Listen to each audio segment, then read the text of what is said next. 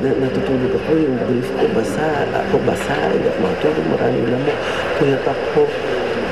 Pero, nakaya ko, pero this time na tungkol sa pagkain, tungkol sa babalik pa ba ako dun sa camp na yung mga tao na medyo nagtampo ko, although na hindi naman ako naging plastic surgeon or something.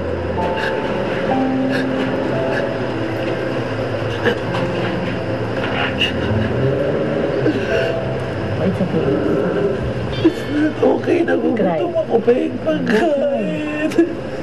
Lahat kayo nagugutom lang. Ayoko na nga, out na nga ako ayoko na, mapakamatay na talaga ako. Yung discomfort ng, yung gusto mo kainin, hindi mo makain. Ako pa naman pagdating sa pagkain. Basta pagkain yan, sige go. Pero kanina parang hindi ako naging worthy para kumain. I think, wala namang reason. Ayaw akong bigyan ng food kasi nga, hindi ako masyadong gumagawa dahil natutulog ako, palagi ako nagsisiesta. And the reason bakit ako nagsisiesta kasi nga hindi kumpleto yung tulog ko kasi nga nilalamok, maginaw. So kasi yata tayong simple, gusto niya ng simple, naluto siya. Ayaw niya na talagang kumain. Kasi gusto niya na siguro gusto niya kumain ng food na binibigay. Alam mo na kasi, pag nasabayan ng gusto niya kasing kumain ng ganung pagkain, tapos di mo binigay. Tapos sinagsingking lang sa utak niya na yun lang ang gusto niyang kainin.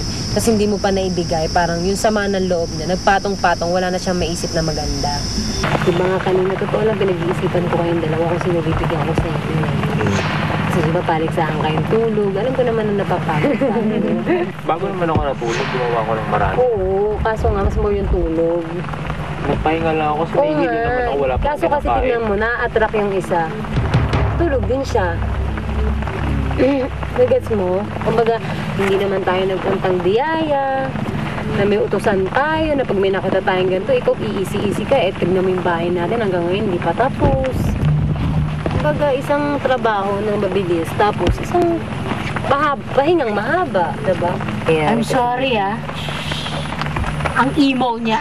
Bakit? Dahil tamad-tamaran ako, dahil natulog ako, dahil hindi ako masyadong gawa.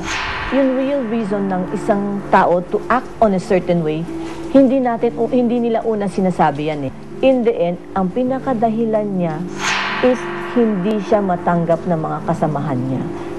Ayaw ko maging pangalang pag-princess na uuwi, ululubog, magkukulong, magsisisi sa ginawa niya na pagkakamaling paglabas.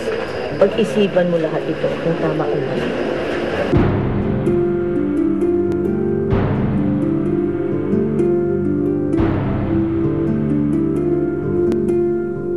Sundan bukas. Nandito kayo ngayong gabi sa Tribal Council para iboto ang unang castaway na mapapatalsik sa isla.